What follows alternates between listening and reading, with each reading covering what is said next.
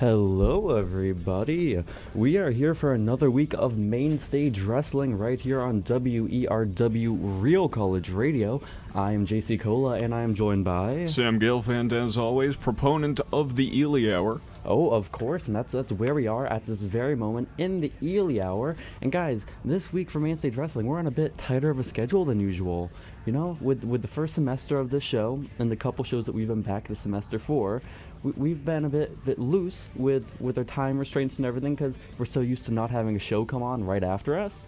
That has quickly changed, and now we're sandwiched in between two other shows right here on WERW Real College Radio. So we got to actually start timing these things out and being better about time management, which is probably better in the long term for the two of us as far as broadcasting goes. But probably, and you can tell that we're really serious about it because we're introducing the show by going on a 2-minute rant about how we need to conserve our time wisely. Well, I think it's a thing worth mentioning because we might be rushing through some stuff more quickly than normal. We might be just getting harder and harder with the outs into those rads. And this week, everything as far as the computer goes seems to be working, so that's an amazing sign. We figured out that the issue last week was we had to turn on the power button. Yeah. We forgot to press the power button. To be fair to me, because I'm the one, I guess, responsible for that, given where I'm seated behind the board, but I don't know anything about Apple products, so what's that computer called down there? It's the Mac Mini. Yeah, I don't know what a Mac Mini is. I don't know how to turn those things on or off, so I'm sorry. But that was my deal. That was my fault. My apologies. And also, at the end of last week, we were rushed out of the studio. We forgot to do our random draw of what the match of the week is going to be. And oh boy, is it quite the match. It is indeed. And so I figure it's probably appropriate to reveal now what we will be reviewing later on in the show. Because, again, this gimmick for our segment, this match of the week, is that we have a big list of all the worst and best matches of all time as thought by wrestling fans, and we randomize it, and there's a 50-50 chance we get a great match or a match like we got this week. Because, Sam, do you want to reveal what the matches that we had to watch this week for WERW Real College Radio? Main Stage Wrestling? Yes. Would you like to reveal it? So the match of the week that we drew this week. That's appropriate. Took place on September 25th, 2000 in the Nassau Coliseum in Uniondale, New York, and home of WWE Evolution, but we took a devolution this week. WCW Monday Nitro, Booker T versus Vince Russo inside of a steel cage that's actually Hell in a Cell. It was absolutely Hell in a Cell, but I don't know necessarily if they have those legal rights to say that. And also Nassau Coliseum, home of the very first wrestling show I went to and sat in the cheap seats for, which amazing. My sort of cousin took me there with a couple other cousins. It was a great time. It really was. Watching this match, though, was not. And we'll get to that later on in the show. I just figure it's probably important to announce it now, what we had to go through for you guys this week. There are a lot of thoughts to be said about this. The funny thing is, I think I have more to say about this match than I did for Bayley versus Sasha Banks last week. Okay, that's what I'm starting to realize, too, that the bad matches are probably more conducive to the conversation than the good ones. Because the good ones, it's just like, oh yeah, it was a great match. Let's talk about how great it was. The bad ones, there's so much to get into. There's so much explaining to do, I think. It was a painful 8 minutes and 33 seconds. Without spoiling anything, if you want to know what this match was like, every single note I wrote down ends in a question mark. Wait, it was that short? 8 minutes and 33 seconds. It felt just as long as like Kobashi Joe. Okay. But guys... That's not including entrances, but still. Yeah, we'll get more on that match later on in the show. But for now, I think it's worth mentioning again that, guys, we have social media now. Go ahead and follow along on Instagram and Twitter over at MainStageSU on those platforms so you can keep up to date on everything Mainstage. And this is an example of it. Since we forgot to announce the match last week on the show, what we did was, an hour after the show went off the air, we announced it on our Instagram. So, exclusive updates on those platforms that you need to go ahead and check out. Follow along at MainStageSU. And Sam, how do you feel about hopping into the news this week? Well, we kind of have to, don't we?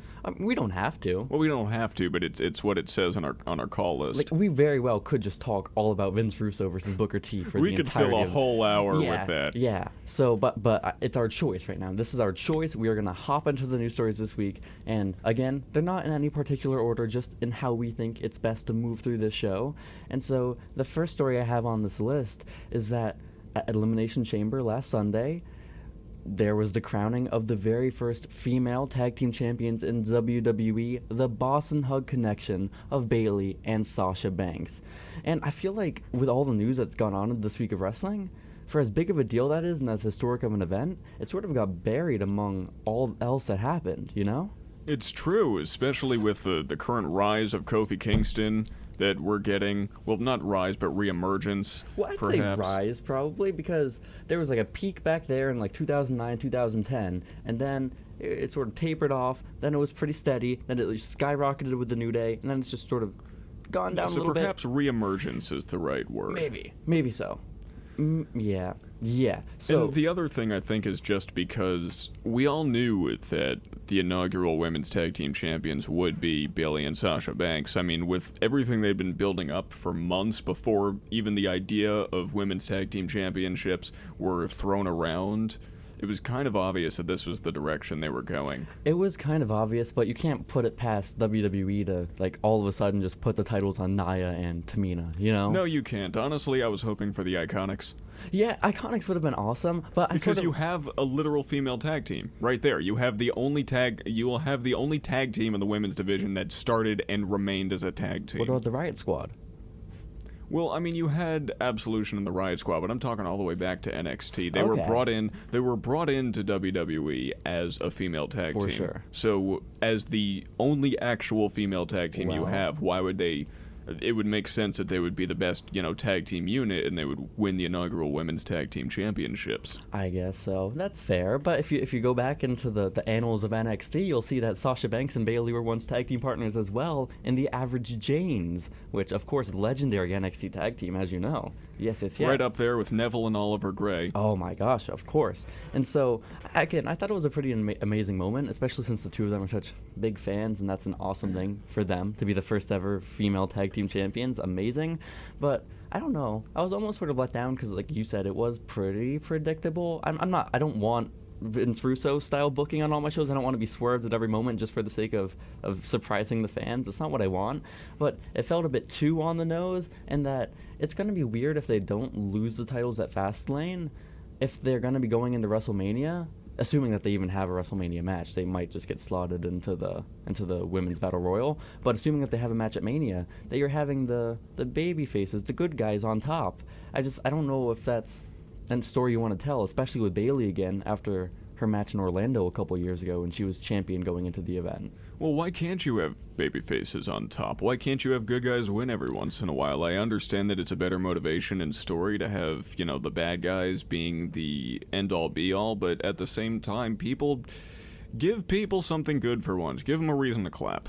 Yeah, no, I definitely get that, and it was a great moment, and I think it would be best maybe for them to lose it at Fastlane going into Mania. And the reason I say that is because those characters right now, especially Bayley is the one I'm more so talking about, is that they're built around being an underdog. And watching the Bayley versus Sasha Banks match from TakeOver Brooklyn just last week for Main Stage, I was reminded of how great of an underdog that Bayley is, and how that's like her natural character, and that's the position you want her to be in. And again, I think back to WrestleMania a couple years ago when she went into the event as a champion, and just no one really cared about that match. Because remember it was that weird elimination thing with Nia, Charlotte, and Sasha? It wasn't the worst match. It wasn't the worst by any means. I couldn't watch it because when I was in the crowd, just a light was beaming into my section's face the entire time. So you were at that WrestleMania? Yeah, the past 7, man. Yeah. Oh, I didn't know that. Oh, I'm sorry, but no, I couldn't watch the majority of it. But it was a fine match, and I love that Bayley won just because at the time she was my favorite female wrestler. But again, I don't like Bayley being like the dominating champ, which isn't the story they've established right now.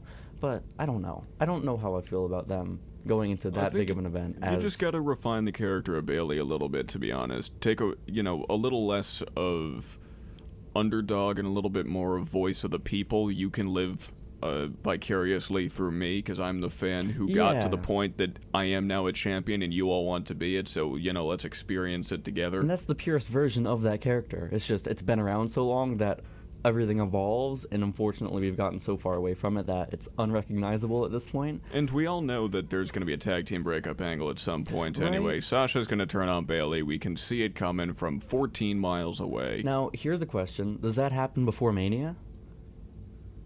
I don't think so. I don't either. Let they the already moment have so settle. Yeah, you already have so many big women's matches heading into the pay-per-view. They're not. You can't imagine they're gonna put 3 singles matches on WrestleMania. WrestleMania, a 12-hour event. Yeah. Oh. Yeah. But You know they do it. 12 hours? 12 hours. Oh, of course they would. Yeah, we got that 5-hour pre-show, man. You got to get through it. There's so much Sam Roberts we got to watch. So, also, another interesting point with this Bayley and Sasha Banks winning the title thing is that apparently the tag titles are going to be defended across all the WWE brands. So whether that's Raw, that's SmackDown, that's NXT, or NXT UK, they're going all over, which I think is a pretty cool deal, especially just given how many shows there are to watch on the network now that we don't really have a motivation to watch them. Like, after the 5th week of NXT UK, I got so tired of it, and 205 Live, after starting to watch it again, already getting tired of it. And so there's just too much. There's no time. There is. Especially, as a college student, which means the sky is perpetually falling at every opportunity. Yeah. There's no I didn't even get to watch NXT this week because I was so busy with assignments and whatnot. I mean, you got it, man. It was a great main event. I'll tell you that much. And so, yeah, multiple brands. I think it's a very, very cool thing. And I can't wait to see what happens with it. Hopefully they're not the champs going into Mania. That's what my thoughts are on the Boston Hug Connection. And our next story this week in the world of professional wrestling is all of the NXT call-ups to the main roster. See the segue I set you up for? I didn't even get to watch NXT this week. But NXT came to you. Oh my God. Why'd you point at me? It came to you. You were the one who... Oh wait, you didn't watch Raw and SmackDown, did you? I did watch Raw and SmackDown. Oh, okay. So, do you want to describe what happened on Raw this week, or should I? So, from what I understand, the backstage going-ons was that Vince McMahon came to Triple H and apparently said... I don't even like doing this because this is all just stuff that wrestling journalists say. This is hearsay, and but I don't like reporting on that stuff. The hearsay is that Vince McMahon came up to Triple H, allegedly. Because there have been 20 different versions of the story in the last 5 days. Yeah, so and allegedly said, give me 4 of your best NXT guys, because allegedly we can't make enough, we don't have enough star power or something right now. Allegedly. And then at one point the story was this is Triple H starting to build NXT as a 3rd brand to bring back the territory system, and that they're still going to stay in NXT, which, But the episode of Raw started out with Triple H coming down to the ring, and he started Raw with a huge announcement. First, he acknowledged that he's going to be going into the Hall of Fame with DX, which we'll touch on later in the show, and then also that Raw is going to be featuring 4 stars from NXT making their debuts on the main roster, including Ricochet, Johnny Gargano, Aleister Black, and the NXT champion, Tommaso Ciampa. And... so, let me just run through all the matches that ended up happening with these 4 guys on both Raw and SmackDown, because it ended up being that Shane announced that he was so impressed with their performance the night prior that they were going to have more showcase matches for these guys on the blue brand. Which could be a not great idea, because I want the brand split to stay. Yeah, and I think it is, because you're not seeing guys like Daniel Bryan or AJ Styles crossing over and showing up on Raw every week. But you were seeing Becky Lynch doing it. Yeah. They're kind of setting the stage for the major talents being on both brands, and then the lower card being on one single brand, which I don't necessarily like. It's slippery territory to get into. You've got too much talent. You've got to keep them separated so that everyone can get your TV time. Otherwise, there's no reason to have all this talent. Yeah, and they haven't confirmed that, all these NXT call-ups, because it even started back in the winter of 2018 when they brought up people like Lacey Evans, EC3, and Heavy Machinery. And what weird timing to do it, too, just a couple months before WrestleMania, when the night after is your traditional call-up time. But back to the other guys that got brought up in the winter, it's that they've been going back and forth on Raw and SmackDown, and what was supposed to be a temporary thing, because they haven't decided on which brand they want to stay on yet. But, again, it's been going on for almost 3 months now, and they still haven't chosen a brand. And I think if that same stuff happens with these 4 guys, with Ciampa, Gargano, Aleister, and Ricochet, it's dangerous territory, because it feels weird, and you can't really find your place on either roster because you're going back and forth between them. I think it's good at first to establish it to your entire audience, because there are people that just watch one show or the other, and so it's a great way to familiarize your entire audience with all the new superstars. But if it goes on too long, it gets into some really dangerous territory where the brands just start looking the same. And I don't want to get back to that Raw Super Show territory that we ended up in 2012. It's not where I want to end up again, man. It's not where I want to be either. No, not in the slightest. But these matches that happened on Raw and SmackDown, Ricochet on Raw, he teamed up with Finn Balor. They defeated the team of Bobby Rush. No, not Bobby Rush. That's not a man. I was about to say Bobby Roode. I am sure that Bobby Rush is an indie wrestler somewhere. He has to be. He absolutely has to be. But Bobby Lashley and Leo Rush. Ricochet gets the pin on Leo Rush. Then we see Ricochet fight Eric Young the next night on SmackDown. Beats Eric Young. Which this was the first time Sanity showed up in like 2 months. Oh my gosh, of course. And then we see DIY, the team of Johnny Gargano and Tommaso Ciampa, beating the Revival, the Raw Tag Team Champions, on Raw. What a weird decision. Very strange. And then on SmackDown, we see them beat the team of The Bar, which not as strange of a decision. And then Aleister Black beats Elias on Raw. Okay. And then he beats Andrade on SmackDown. Okay. Which was a great match. Yeah. And so Andrade's money. All of these matches were pretty good, pretty entertaining, and they all look pretty great from it. I think Ricochet probably came off as the best out of all 4 men, just because of the spots he got put in. I think it's because, we all know that once you get called up for whatever reason, they kind of cut down the number of moves you're allowed to do. They're like, your move set is restricted so that people can recognize it, and that you only do the few things so that the people can be like, true. Oh, it's the few things. But Ricochet's character kind of depends on him being able to do whatever. Yeah, I mean, this past episode of Raw, we saw the first ever 630 splash hit on that show, 630 senton, but yeah. Same thing. If someone could hit a 630... Senton is where you land on your back, a splash is where you land on your stomach. Yeah, but my point, it's impossible to hit a 630 splash. So if I say the one, it has to be the other. A 630 splash is physically impossible unless you can start on your head on the top rope and then figure out a way to hit it. You'd just be bad at math, I guess. Or that. Well, yeah, that might be true as well. Or if it was a shooting star, would it be able to do 630? Because I am bad at math. I don't know. Who knows? Who knows, man? So, I don't know. Because there is an article that came out on Deadspin the other day about all these call-ups by David Bixenspan, who's one of the bigger wrestling journalists in the world of wrestling journalism, and quite infamous, I'd say. And the title of the article was something along the lines of, a WWE developmental brand calls up 4 superstars with no plans and no direction. Something along those lines. And I think it's pretty unfair to say that after the very first day of the very first week of them being on the shows, because how can you say that there's no direction? I know you have your scoops or whatever, Vince McMahon just called them up because the product's getting stale, but come on, you don't... I think it's unfair in the world of journalism because, as we know, as members of the Newhouse School of Public Communications, the prestigious Newhouse School, of course, we know how important it is to avoid speculation in a headline. Absolutely. As a journalist, you only report the facts. You're not supposed to add on your own opinions. And then also in the article, at one point he says, WWE has become known for blatantly misusing their talent when they get called up from the developmental brand. Which, that's totally opinion, is it not? It's opinion. It's a little more valid than most opinions, but it's certainly an opinion. Blatantly misusing. Because, you know what, maybe if you say that 3 years ago, okay, that's fine. Look at the Ascension, look at all those guys. But there are still people who have been used well. I mean, Seth Rollins was in NXT, for instance. Over half the stars on both of the main rosters are from NXT, But which I guess means it's a 50-50 deal, which kind of makes sense that only 50-50 seems kind of accurate. Also, NXT is a feeder system for the main roster. So just by simple math, which you already established that I'm pretty bad at, so correct me if I'm wrong. But I'm not going to be able to correct you. I'm no better. Dang. Okay. I'm probably worse. Okay, maybe my dad can, So you're going to have top guys in NXT, right? You're always going to have new top guys in NXT because it's a feeder system. People are constantly leaving to go up to the main roster. So you're going to have way more top guys in NXT that end up on the main roster that can't be top guys there because there are only 2 shows that they're being fed into. So after a while, you can't say that they're misusing talent because the rosters are just so stacked and packed that not everyone can be a star. Yeah, it's not like this incredible revelation that I'm showing to everyone. It's pretty obvious, but you can't say that they're just misusing everyone because some people just sort of end up in those spots like the Ty Dillingers of the world, And let's also not forget that when you are in NXT, it's mostly with the idea that you will only be there for so long. Yeah. Which means that you can tell a more compact and complete story. You can tell the story of someone who, say, comes into NXT, works their way to the top, reaches the top of the mountain, and then moves on. Whereas you can't do that on the main roster because once you get there, well, what's your next move? You're there.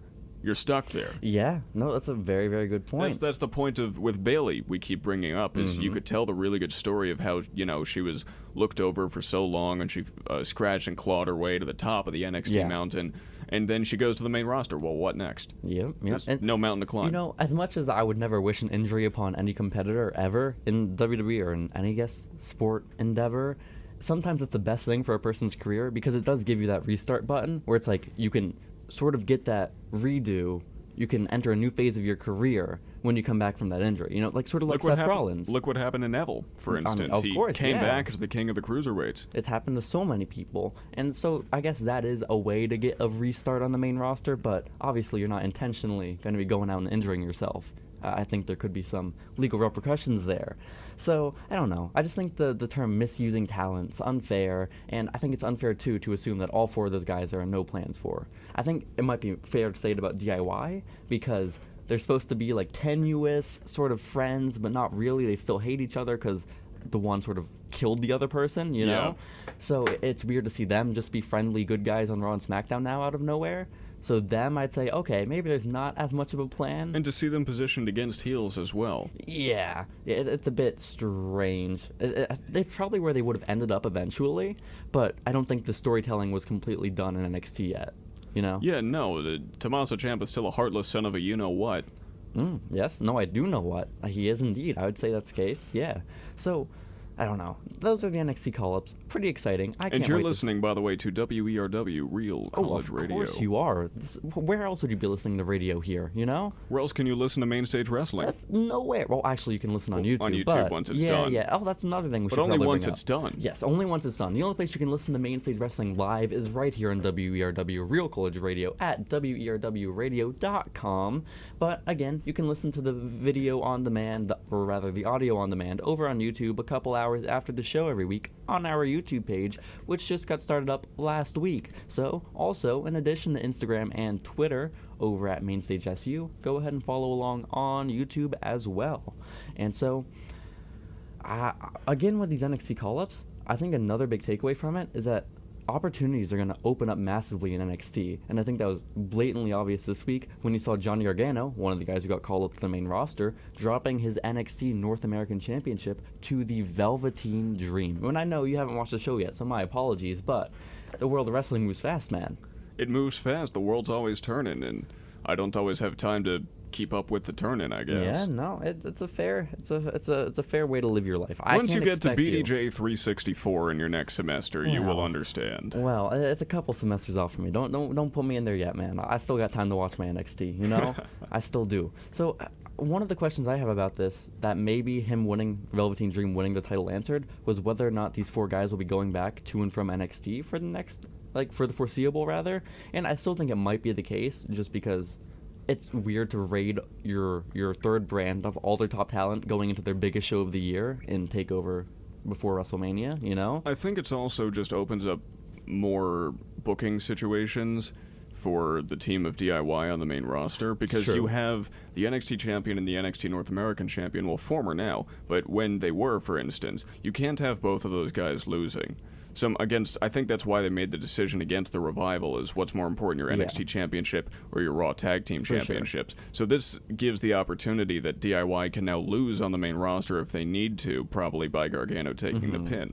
I gotcha, for sure. And so, again, back with these opportunities in NXT, imagine, again, with these 4 top spots gone, imagine what this does for guys like Adam Cole, Velveteen Dream, who just won the title, Matt Riddle, Keith Lee, even guys like Cassius Ohno. And look what it's going to do for my man Samuel Shaw, who just got signed. Who I've been saying ever since I saw this guy wrestle, he could easily be a decent mid-card heel in NXT. Decent, he could do better than that. He is so slept on. Now, what's the over-under on him joining the Unforgotten Sons?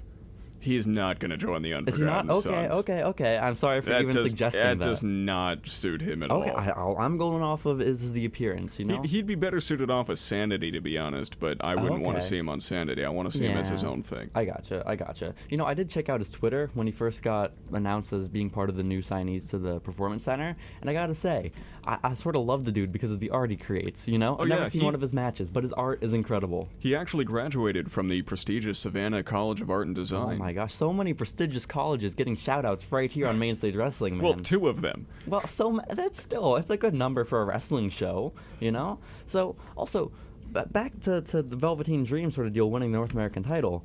Is the story that they were clearly setting up between him and Adam Cole getting kiboshed now, with Ciampa, Gargano, and Alistair all leaving?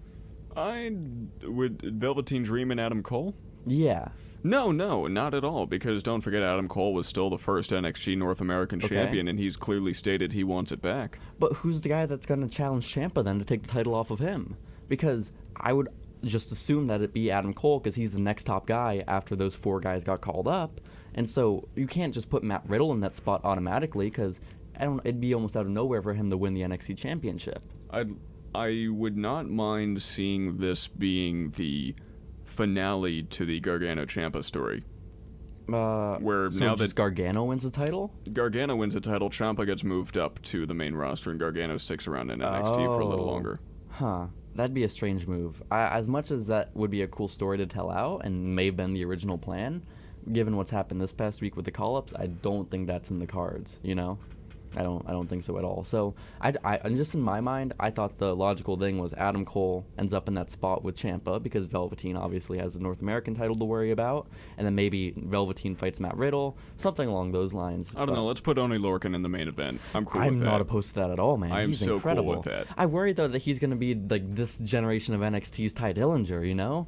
It's not gonna end up well. I hope not. I love his tag team with Danny Burch. I would love to see them win the tag team championships. Yeah. Also, I gotta say, I'm really glad that Velveteen Dream was not included in those 4 guys that got called up to Raw and SmackDown. No, he's got more development to do. But you know what? He's so young. There's plenty of time. It's true, and it's not even that he's not ready, I don't think, because if they want to put him on the main roster, I'm sure he would thrive. Maybe not his character per se, but him, like Patrick Clark as a person, I think he would do great in that environment, just based off of the little I know about the guy himself.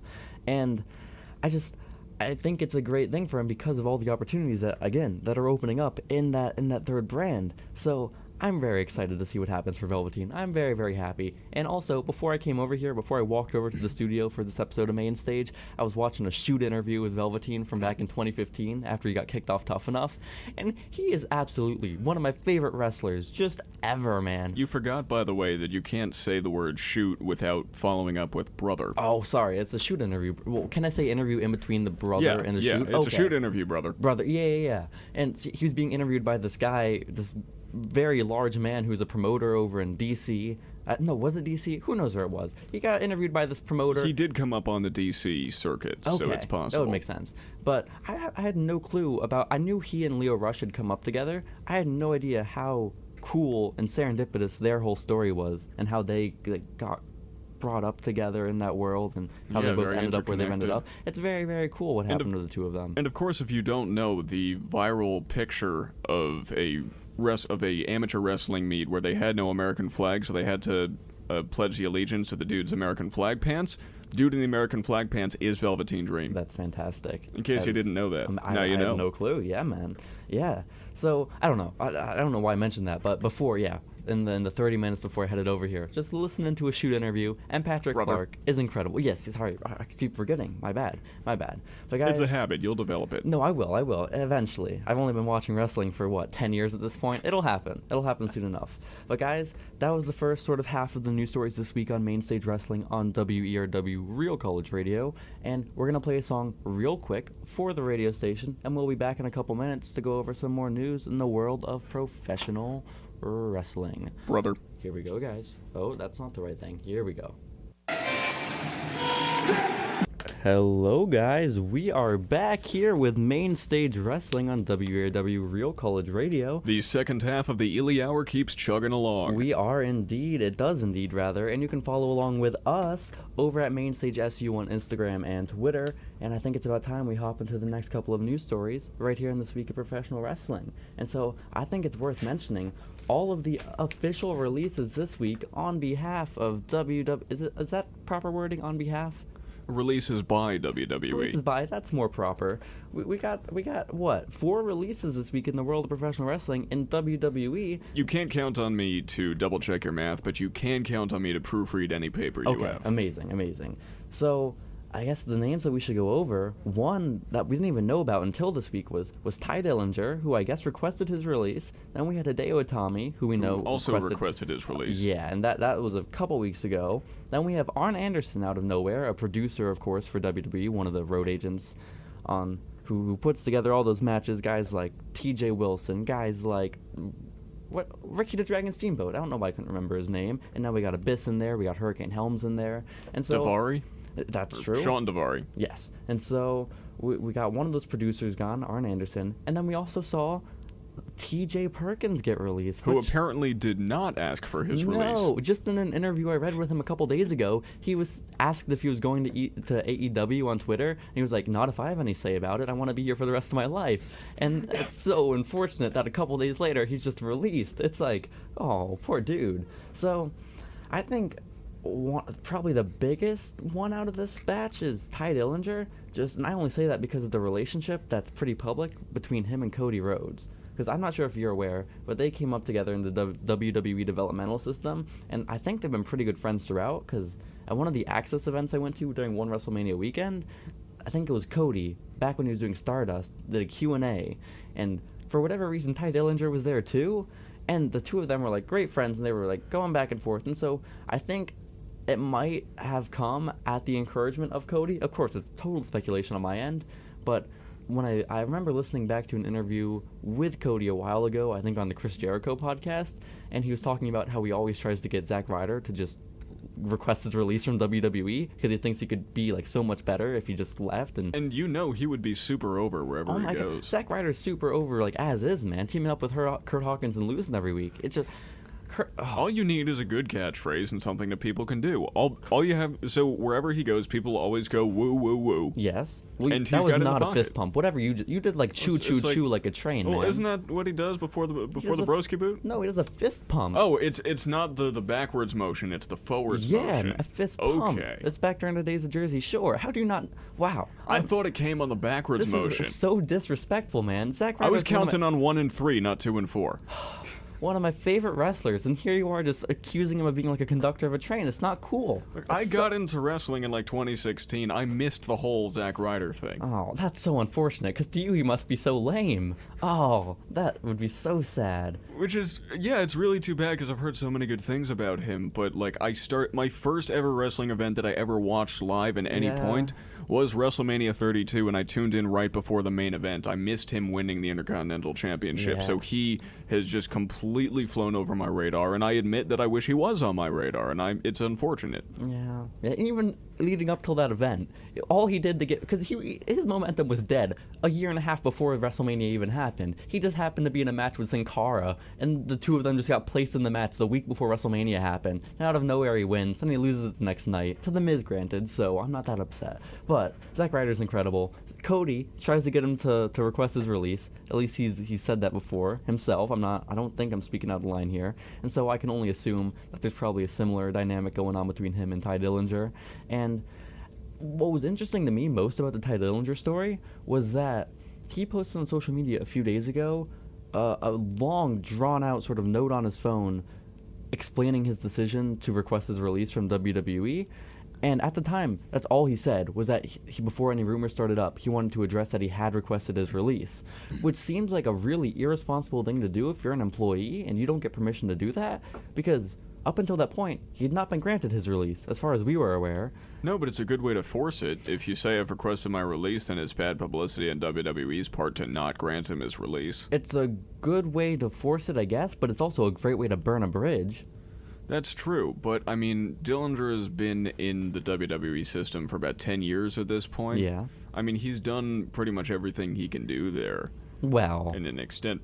Excuse me, my only fear for Ty Dillinger is that instead of going the way of a Cody, he goes in the way of a Damian Sandow. I think that's much more accurate, yeah. Because his overness, if you will, is kind of dependent on the 10. And if they don't let him bring the 10, then I don't know how successful he'll be. That's a fair assessment, but I also feel like in this sort of climate of professional wrestling, there are so many more opportunities than back when Damian Sandow was released, because he tried sticking around in wrestling for a little bit. You saw him show up in TNA for as a Aaron while. Rex, yeah. Yeah. But at first he showed up with no character, and that's the issue. That's kind of what killed him. And then he tried to team up with Rockstar Spud, now known as Drake Maverick, and he tried doing this kind of Liberace thing, but at that point it was too little too late. Mm-hmm. So if Ty Dillinger shows up and does not have the 10 straight away, then I'm afraid he's going to fizzle out. I think that Ty Dillinger might be a bit more salvageable because the 10 thing is part of his character, yeah, but if you think about it, there isn't much to the character of Ty Dillinger, because as much as he did call himself the perfect 10, he didn't do all that much to make himself this cocky sort of bad guy. Well, he did at first in NXT. Yeah, but you saw. But then it got over. But then it got over, and then that started the switch. Is that he then became the underdog who's trying to be the perfect 10 rather than thinking that he is the perfect 10. For sure. Also, I think it's worth noting that the dude is 37 years old, so if he's going to get out, now's the time to do it. Now's the time to do it. He signs to another contract. I mean, that's sort of the end of his career at that point, you know? And also, I think it's worth mentioning really quick before we move on to the match of the week that Ty Dillinger, when this second run of his in WWE, because at first he was in developmental, then he got released, and then a few years later they bring him back because... And Shawn Michaels super kicked him. That's true. That's very, very true. Stan, right? He kicked Stan. Yes, that's right. And he was on WWE CW as a jobber at one point. So back in NXT during, I think it was 2015, maybe 2016, when it was still primarily a developmental feeder system deal, because it's obviously evolved a lot since then. They didn't have that many veteran sort of forces in there, aside from the coaches at the Performance Center, and so they brought in Ty Dillinger to be that sort of older guy who can help lead the younger kids in developmental on the right path. And the Cassius Ohno Yeah, exactly. position. Cassius has definitely filled that role now. And I thought it was really interesting that that's the role he got put in, and theoretically, if that's the role you're put in, that's where you're staying. That's sort of the end of your career with WWE. You're just there to help out at the Performance Center. That's a pretty good gig. But for some reason, he gets himself over with the 10 gimmick, and here he ends up on Raw and SmackDown, being one of the biggest surprise at the Royal Rumble one year. It's an incredible thing. And so I think it's a pretty cool story that he has. And so even though his run on the main roster wasn't the most incredible thing in the world, it was still a pretty great story and a pretty great arc for the Ty Dillinger character. And I will also point out that since he's, I believe, married to Peyton Royce, are they together or married? I'm not sure. Definitely engaged, if not married. Well, the point is, because they have that relationship, at least there's some sort of financial stability to fall back on just in case if things on the independent circuit don't pan out. Definitely. I worry, though, for a relationship like that. I don't want to be too speculative about people's personal relationships, but yeah, it's not what this show's about. It would stink if you're traveling with this person every day out of the week and you live together, and now one of you is with WWE, still traveling every day of the week, and the other one's traveling on the other days when the other person's home, and just it seems like it would be a miserable way to have a relationship. And I hope all works out between the two of them. And so, again, big story in the world of wrestling, all those releases from WWE. We wanted to talk about DX headlining the Hall of Fame this year. We don't have that much time to get to it, but I figure it's worth mentioning. Just know what's happening. Yeah. We got Chyna, we got X-Pac, we got Billy Gunn, we got Road Dogg, we got Shawn, we got Triple H, all going into the Hall of Fame, headlining the class of 2019. And so, guys, again, we are on WERW, Real College Radio with Mainstage Wrestling. We're going to take another very, very quick break with another song, and we'll be right back with more Mainstage Wrestling. Match of the week. Hey guys, we're back here on Main Stage Wrestling, and we gotta get better with this whole time management thing. But we're getting better. This is closer. We are. This is much, much closer. But I feel like that second break right there was so quick. It was 8 minutes, and we went into another song. So we gotta work out the timing again. But it's like every Liam Neeson action movie. There's just no time. There's no time. There isn't enough time in the world to get all the stuff we want to get out about pro wrestling. It's a lovely thing. It's a lovely world to be involved in, and I don't think there's a more exemplary sort of moment of that than what we're about to cover right here with this week's match of the week. And do you want to recap to the listeners what this match of the week is, man? So, once again, our match of the week took place on September 25th, 2000, in the Nassau Coliseum in Uniondale, New York. WCW Monday Night Nitro. Vince Russo versus Booker T inside a steel cage / Hell in a Cell for the WCW World Championship. I have attendance listed as anything but sold out. Well, what can you do? I wanted to look at the time because I'm not too familiar with the timeline of the ratings war between, or I guess the Monday Night Wars, and so I went and I looked back at this episode, and Raw this week, the same week as this show that it went down, was a 5.4 rating. Monday Night Raw had a 5.4. Well, Nitro had a 2.9, which, I mean, in today's landscape, 2.9 isn't bad by any means. 2.9 is great. That means 2.9% of American households were tuned into Monday Night Nitro. That's an incredible thing.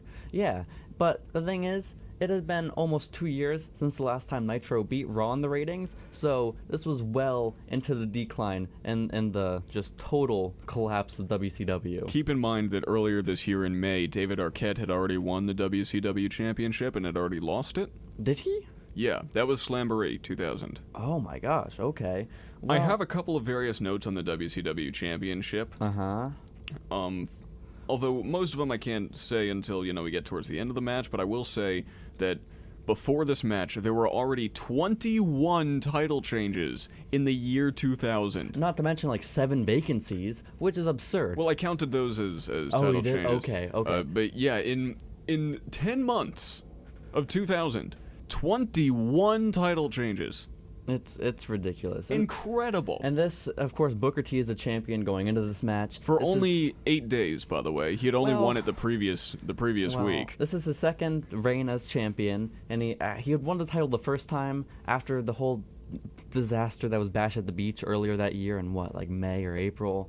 And so that was a disaster. And Booker's the guy they put the title on. For some reason, they have him lose it to what? Was it Kevin Nash or Scott Hall? One of the two. Kevin Nash. Kevin Nash, okay. Scott Hall was around but not wrestling. Gotcha. And then Booker gets the title back again, I guess, 8 days before this match takes place, for whatever reason. And also, it's worth mentioning, Vince Russo, that's a fair assessment.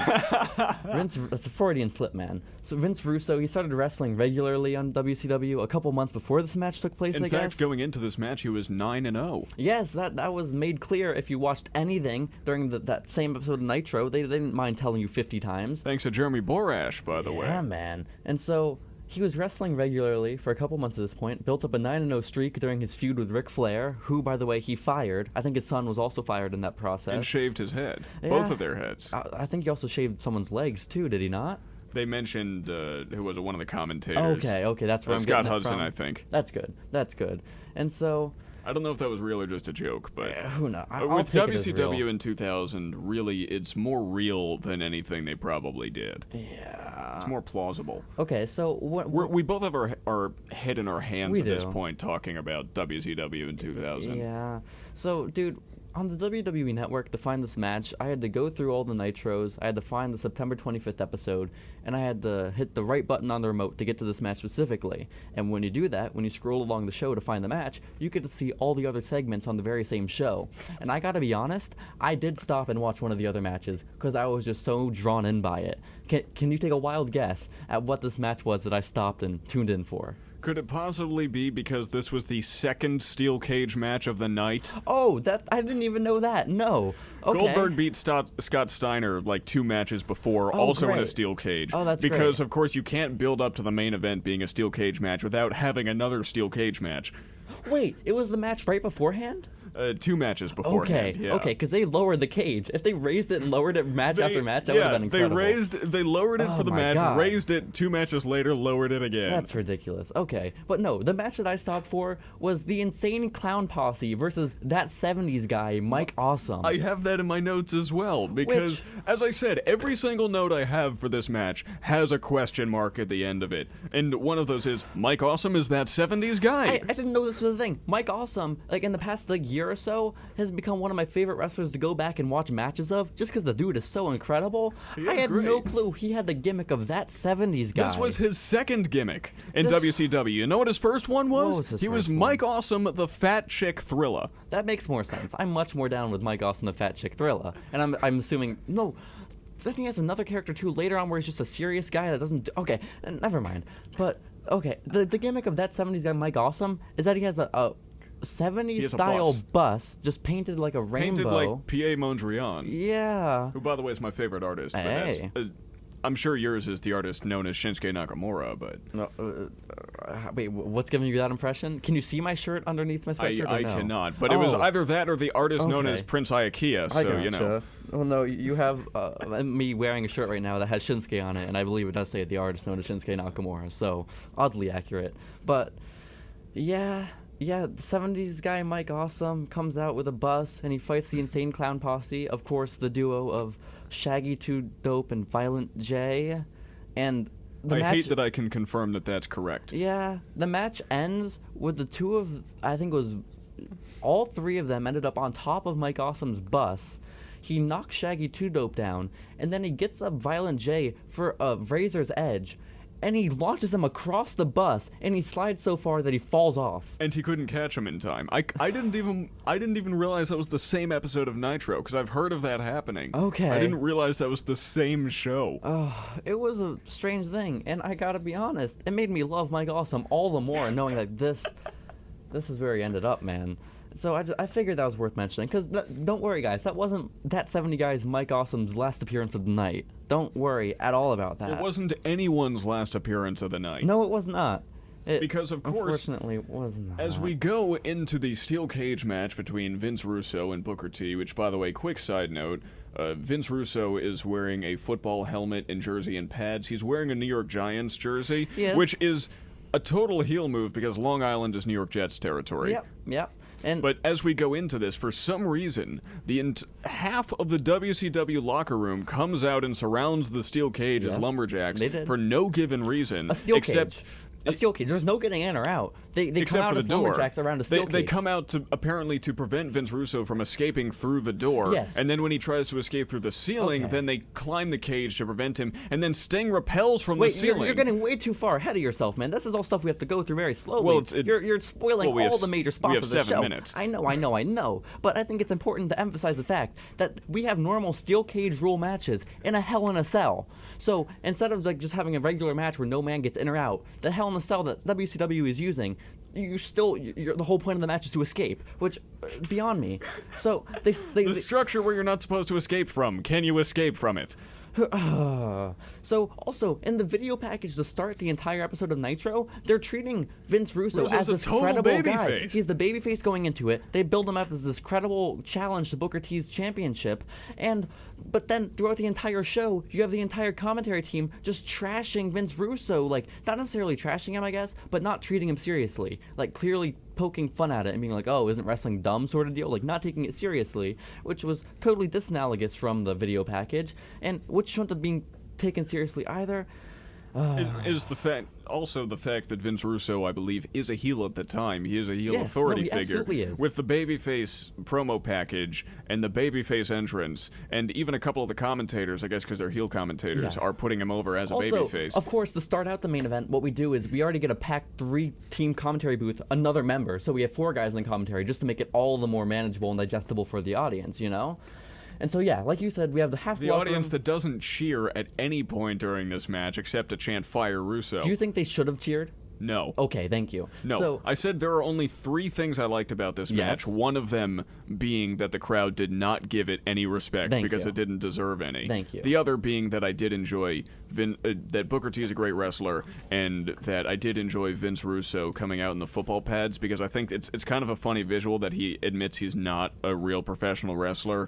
That drives me insane when he comes out next episode. Okay. So I do like that he comes out wearing football pads and trying to bundle himself up because he knows it's going to hurt. I appreciate that. That's kind of funny. So let me just really quickly run through all the notes I have about how the match went down. Okay. So Booker makes his entrance, which again he's followed by half the locker room who surround the Hell in a Cell. Then Russo, I guess under his gear, or maybe he went under the ring, all of a sudden he has under a bat. His gear, has and a baseball bat. Beats the hell out of Booker T into a state where he's just on the ground writhing in pain. Where the only point, this is the only time we're saying they were stiff bat shots is a bad thing, because his swing was stiff because they were so soft. Yeah. Okay. So Russo, he gets Booker T already in a state of losing the match in the first 2 minutes. Then he goes to exit the cage, which again, at this point, I didn't realize it was normal steel cage rules. So he goes to exit the door, and then all the people who came out and surrounded the ring originally, they shoved the door shut. I think the one most responsible for this was Mike Awesome. Which, once again, this is a babyface thing. You have the babyface trying to encounter insurmountable odds, yet here we are with Vince Russo having to overcome the impossible despite being the heel. Yeah. So basically, when he realizes he can't get out the door, he gets a ladder from under the ring. He climbs up to the top. Now the roster starts climbing up the top of the cage to shove him back in, which, by the way, Mike Awesome does very, very quickly. But then after Mike Awesome shoves him back into the cage, then Sting descends from the rafters. Who was in the match previous, by the way. He beat Lance Storm, so I guess he won the match and then rappelled back up? But the point of Sting coming down is to knock down Vince Russo. Russo was already knocked down, so Sting just comes out and just stands on top of the cage for no reason. To no pop whatsoever. No, and then they don't even show Russo falling down. Instead, they just show Sting repelling. So then we get back to the ring where Russo's in there. And then finally, Booker T gets in some offense. And Lex Luger comes back to give Vince Russo a lead pipe, which Lex Luger had not been around since May, although he had been on live events since July, so they just hadn't been using him for 3 months, and this is his triumphant return, to have no spot but to give Vince Russo a lead pipe. So he gives Vince Russo a lead pipe, he beats up Booker T with it, then he starts beating up the ref with it, who up until this point had been treating it like a regular singles match. He had been getting so mad that they were using weapons, but it's a Hell in a Cell. You're allowed to use weapons. So Vince Russo starts beating up the ref. A whole bunch of EMTs and refs storm this cage, and then one of the EMTs that's trying to help the ref that just got beat up with a steel or a lead pipe ends up being Ric Flair, who Vince Russo's in a feud with, and so then Ric Flair brings Vince Russo into the ring and puts him to the figure 4. And then... Do you think that if Ric Flair's an EMT, do you think that his ambulance goes, wee woo, That's wee amazing. woo? That's amazing. Thank you for that. So, Ric Flair ends up beating up Vince Russo. Then the Natural Born Thrillers run down to the ring and start beating up all the guys who originally ran down. Not even just the Natural Born Thrillers, the other half of the WCW locker room breaks into a brawl for no reason. And they all just battle to the back. And so then we think, okay, maybe the interference is done. Booker T hits the axe kick, he hits the spin-a-rooney, then he hits the leg lariat. It's never done. It looks like it's about to be over. Booker T's walking to the door, Goldberg's music hits, and Booker T just stands there. He stops! He's a foot away from the door. All he has to do is push open the door and take one step out, but he doesn't because he's frozen in fear for some God knows why reason. I'd be afraid of Goldberg too, man. But Goldberg I would be afraid, but I would just be frustrated more than anything That's at fair. This point. So Goldberg, he walks... You can hear from me. He ends up just walking past his opponent instead, you know? He's not actually going after Booker T, so his paralysis was all for naught. So why does Booker T just not walk out right then? Well, he does. And then Scott Steiner comes out of nowhere and shoves Booker T back into the cage. Then Booker T ends up fighting back against Scott Steiner, finally exits the cage, but oh no, half a second before he exits the cage, Goldberg spears Vince Russo through the cage door, and Vince Russo ends up winning the WCW title. But they don't tell you, it fades to black 12 seconds. I counted 12 seconds after Vince Russo is speared out of the cage, and they start saying, well, who won? 12 seconds later, the show fades to black, and you have to tune in to Nitro next week to find out that technically Vince Russo, the head booker, which, by the way, I just side note, is this match technically Booker versus Booker? Oh my gosh. Wow. The lead writer of WCW has won the WCW Someone's about to do a Championship. show right after us. We got to get going, guys. Car Crash TV, a painful 8 minutes and a half. It was absolutely terrible. And do not watch this unless you just want to be flabbergasted. That's fair. So, also, guys, Vince Russo ended up vacating the title the next week on Nitro, which is great. Booker T wins it back the very same night. And so a San Francisco who knows? 49ers match, which has nothing to do with the football team. Yeah. It's literally 4 boxes on a pole, 3 of them have weapons, one of them has the title. So there we go. That was Vince Russo versus Booker T from the September 25th edition of Monday Nitro in 2000. Guys, next week, I just randomized the match. What we will be watching for Main Stage Wrestling is Bret Hart versus Vince McMahon from WrestleMania 26. Oh no, we got 2 terrible ones in a row. We got 2 good ones, we get 2 bad ones. Why did we get this one? It's about fair. That's how life works, man. But thank you all for joining us for another week of Main Stage Wrestling. We'll be back next week, guys, right here, same place, same time on WERW Real College Radio. Jacy Cola, Sam Gelfand, thank you very much for tuning in. Goodbye, everybody.